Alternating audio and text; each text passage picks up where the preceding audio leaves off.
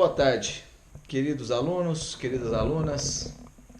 Sou eu de novo, Cristiano Marinho Correia, e estou aqui novamente no meu canal no YouTube para conversarmos sobre aula. Nesse momento nós vamos falar sobre uma aula relativa ao conteúdo do Laboratório Pré-Clínico de Cirurgia, já que nós estamos em quarentena. Nós vamos perder o nosso tempo. Estou aqui preparado para vocês em meu estúdio improvisado, aqui no meu consultório, aqui na cidade de Uberaba. E este vídeo é dedicado a todos os meus queridos alunos que estão, como eu, em quarentena, aguardando esse momento duro e difícil para todos nós de quarentena sanitária. Eu vou, mais uma vez, procurar, de uma forma bem simples e com a maior dedicação possível, adiantar o nosso processo pedagógico, manter o nosso plano de ensino, e vou falar com vocês sobre a continuidade do nosso assunto. Nós que interrompemos o nosso assunto falando sobre como as feridas cicatrizam, né? Então, finalmente, mesmo à distância, nós vamos continuar então o nosso assunto. Vocês me desculpem a improvisação, mas eu ainda estou aprendendo a trabalhar com este processo de montagem de aula virtual. E hoje nós vamos falar sobre os princípios de exodontia, assunto esse que vai nortear as principais atuações cirúrgicas de vocês na policlínica. Vou procurar fazer uma aula um pouco mais rápida hoje, para que ela fique mais agradável ao olhar e à atenção de vocês. Eu espero que eu contribua dessa maneira para a formação de vocês, enquanto nós não conseguimos o nosso encontro presencial. A exodontia é o procedimento cirúrgico mais antigo, ela precede inclusive a história de toda a história da odontologia. A odontologia começou com a exodontia. Os primeiros cirurgiões dentistas, antes da odontologia ser uma profissão, nós realizávamos extrações de dentes. E para executar a cirurgia é preciso o entendimento de princípios físicos e mecânicos que norteiam a atuação do nosso procedimento cirúrgico. É através de princípios de física e mecânica que nós conseguimos tirar o dente de dentro do alvéolo.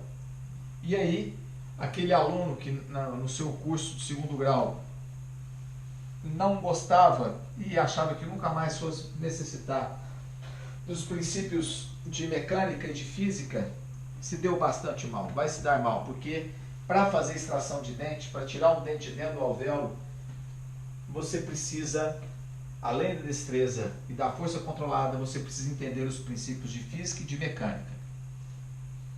Só que a questão toda, antes de nós conversarmos daqui a algumas semanas sobre esses princípios de destreza da física e da mecânica, nós precisamos ter bastante atenção, mais uma vez, sobre a avaliação pré-operatória. E é o de que se trata este nosso conteúdo de hoje.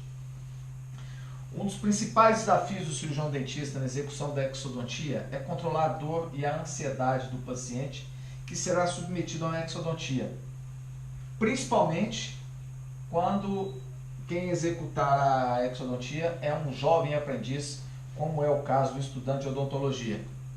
Tirar a dor, controlar a dor de um paciente é um desafio muito grande e que necessitará e que exigirá de cada um de vocês o conhecimento sobre as táticas de anestesia.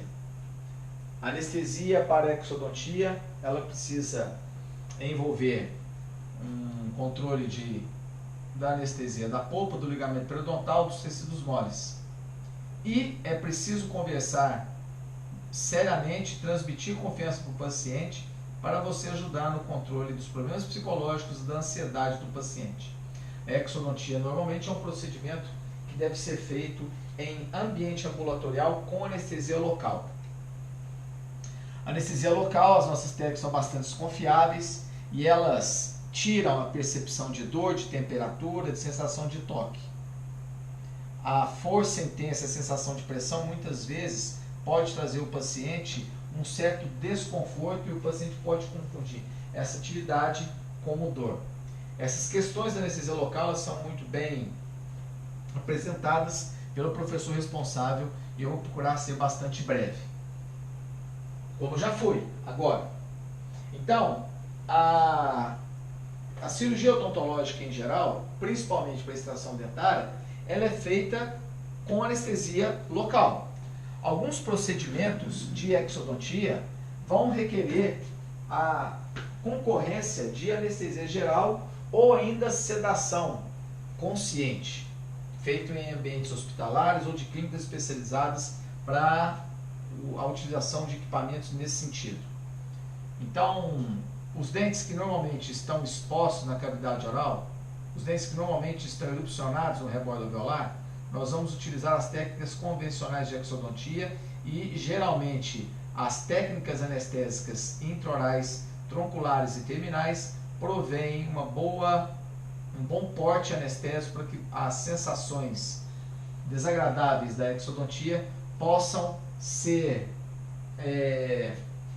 suportadas pelo paciente.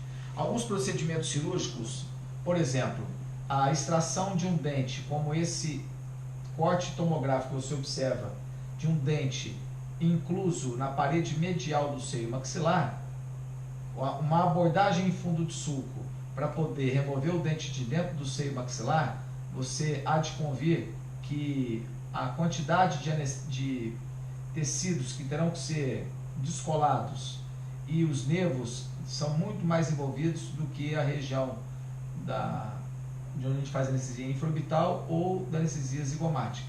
Aqui nós temos envolvimento da região dos nervos etimoidais, dos nervos que vão inervar a mucosa nasal. Então, neste caso, anestesia local para tratar desse cisto de grande porte que está envolvendo todo o seio maxilar, inclusive invadindo a fossa nasal. Aqui, graças ao porte do procedimento cirúrgico, você precisaria indicar um procedimento com anestesia geral para extração do dente junto com a patologia. Os procedimentos de sedação, inclusive com o uso de ansiolíticos, a gente pode utilizar no consultório dentário como uma alternativa para acalmar o paciente no ambiente ambulatorial. Basicamente, então, vamos conversar sobre as indicações de exodontia. Por que nós tiramos o dente de alguém? Basicamente, nós vamos tirar o dente de alguém quando os produtos e materiais odontológicos não conseguem mais reabilitar a estrutura dura do dente ou ainda não conseguimos desfazer ou reverter os processos infecciosos e de reabsorção que acontecem, de destruição na região do rebordo alveolar. Nesses casos, principalmente quando nós temos cáries que invadem ou destroem muito a porção coronariana, principalmente quando há invasão do espaço biológico, a invasão do espaço biológico acaba comprometendo a possibilidade de recuperação de um dente.